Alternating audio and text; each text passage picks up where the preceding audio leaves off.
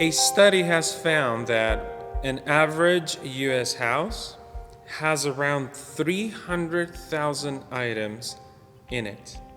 So yes, we like stuff, and lots of them. I think this itself, it explains why a business model such as Amazon became so successful, because just one click and now we have 300,001, and then soon 400,000 and 500,000, a million, whatever that is. But let's be honest, I wonder if the members of that house with 300,000 items in it are actually happy. The question is, were those 300,000 items able to create an environment for someone to be happy, for a family to have a happy life? Here's a typical furniture advertisement for you, right? You see a father, mother, and few children, and of course there's always a puppy, a cute puppy, and the fireplace is on, and they're having a laughter, and they're having fun, they're talking, and all of a sudden all that image stops, and they try to make a point that the secret of their happiness are the couches. Right?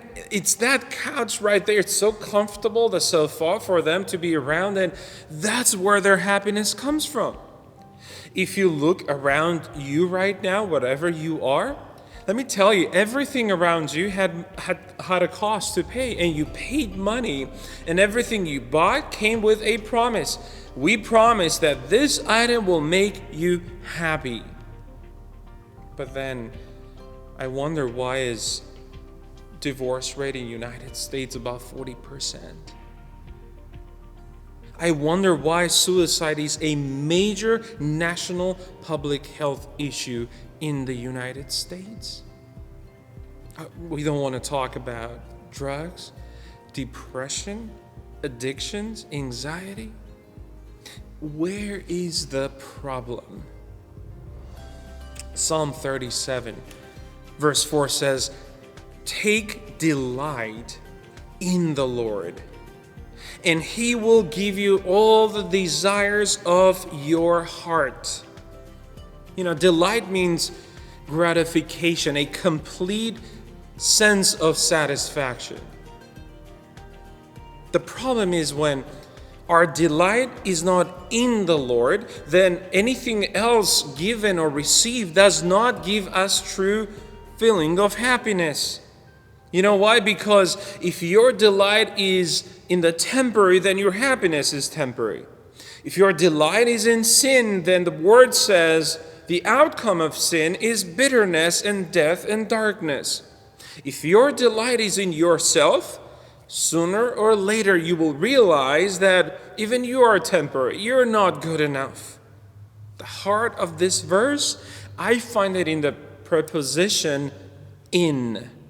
Find your delight in the Lord, not from the Lord. Do not go to God. So from God you'll receive a little happiness, some blessings, a healing. That's from the Lord. No, the secret is to be in the Lord, and He will give you completely, fully joy and happiness.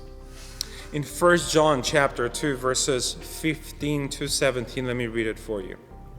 It says, "Do not love the world or anything in the world. If anyone loves the world, the love of the Father is not in them. For everything in the world, the lust of the flesh, the lust of the eye, and the pride of life, comes not from the Father, but from the world.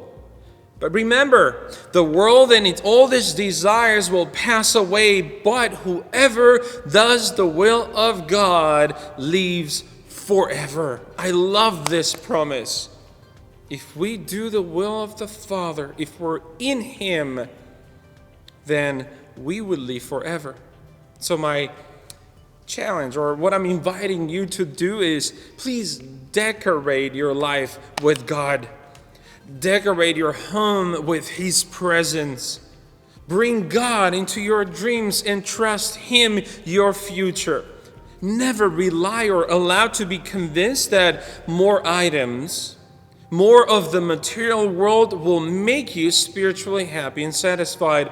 It will not happen. So find your delight in God, in His will, and He will fulfill all the desires of your heart. See, you don't need much.